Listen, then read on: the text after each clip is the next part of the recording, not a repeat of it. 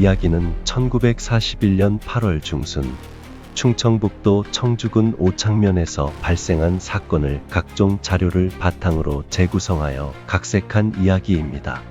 땅속 용이 노예 피눈물을 흘린 게야. 글쎄, 듣기로는 밤마다 일본 순사들이 몰래 시체들을 버린다는데.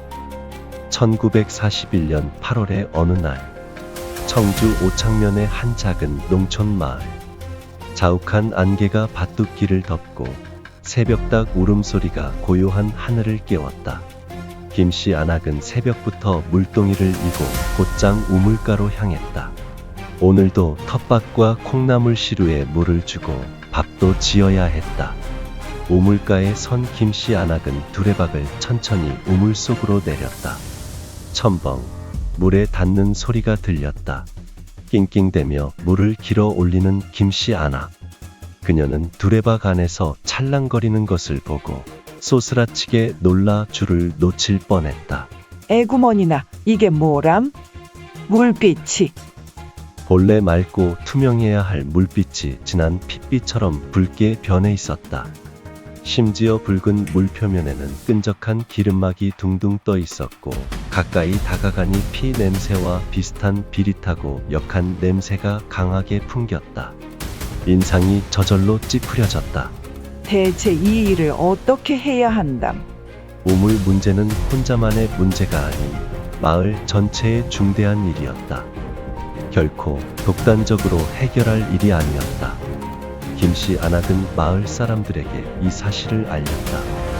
우물가로 모여든 마을 사람들은 우물물을 보고 경악을 금치 못했다. 마을 어귀에 있는 우물도, 고삿길 끝의 우물도, 심지어 뒷산 중턱의 약수터까지 온통 붉은 물로 뒤덮였다. 마을 전체 17개의 우물이 모두 핏빛으로 변해버렸다. 이게 대체 무슨 일이야?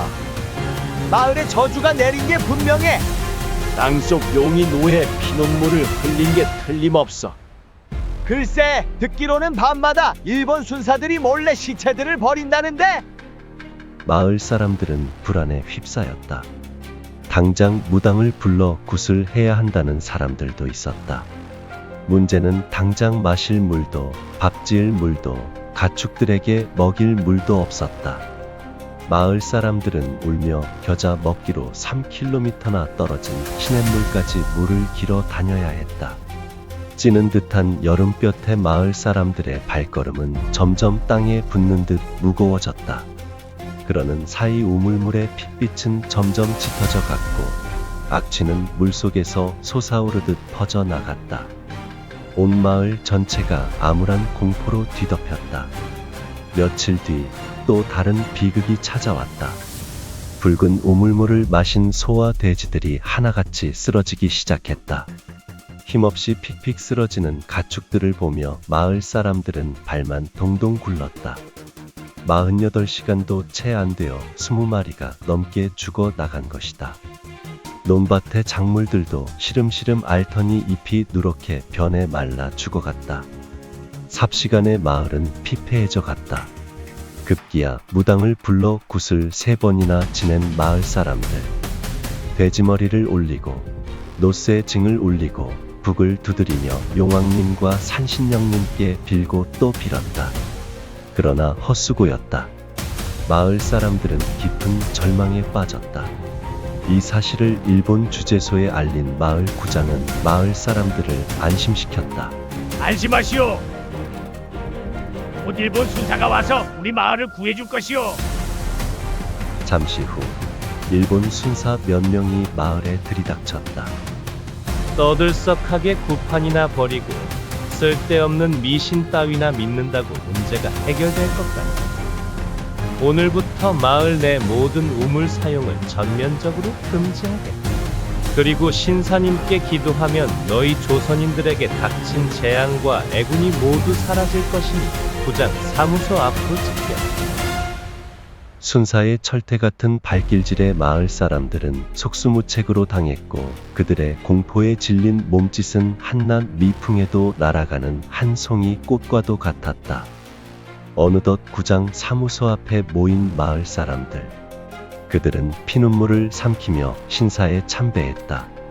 며칠 후 청주 경찰서에서 수사과 형사들이 급습했다. 형사들은 붉은 물을 채취하고 우물 주변의 흙을 파헤치며 마을 사람들을 불러 이것저것 캐물었다. 며칠간의 조사가 끝나고 순사들은 마을 사람들을 구장 사무소 앞에 모았다. 경찰서장은 굳은 표정으로 입을 열었다. 조사 결과 이번 사건은 지하수층의 자연적인 철분 과잉 용출로 인한 현상이다. 인체에 무해하니 안심해도 좋다. 서장의 발표는 간단명료했다. 마을 사람들은 망연한 기분으로 서장의 얼굴만 바라볼 뿐이었다. 핏빛 색의 우물, 죽어가는 가축들, 말라가는 작물. 이 모든 것이 자연적인 현상이라고? 그들은 당최 믿을 수 없었다. 하지만 누구도 감히 이 일을 제기하지 못했다. 당시만 해도 조선인이라면 그저 순종해야 겨우 살아남을 수 있는 일제 강점기였다. 마을 사람들은 억울하고 분했지만 속으로 사귈 수밖에 없었다. 그로부터 60년이 지난 2002년, 낡고 먼지가 쌓인 창고 깊숙한 곳에서 오래된 문서 하나가 발견되었다. 1941년 9월 1일 청주 경찰서에서 작성된 비밀 보고서였다. 보고서 내용은 다음과 같이 적혀 있었다. 청주 정수 변괴 사건, 원인 불명, 군사 시설 영향 가능성 배제할 수 없음. 비밀 보고서는 진실을 은폐하려 했던 일제의 속셈을 드러냈다. 2010년 마을 사람들은 다시 한번 진실을 규명하기 위해 나섰다. 그 당시 마을 인근의 일본군 19연대가 주둔했던 사실을 찾아냈다. 또한 지하 탐사 결과 일본군 부대 터에서 불명의 폐기물들이 쏟아져 나왔다. 비소 성분의 농약 폐기물이었다. 이것은 토양이나 지하수의 화학 반응을 거쳐 황산철로 전환되면서 피멍처럼 스며든 적색 침전물을 생성했다. 이는 오염의 생생한 지표 역할을 했다. 1941년 청주 정수 변괴 사건은 단순한 자연재해가 아니었다. 식민지 조선의 고통과 억압 그리고 일제의 무책임이 만들어낸 환경재난이었다.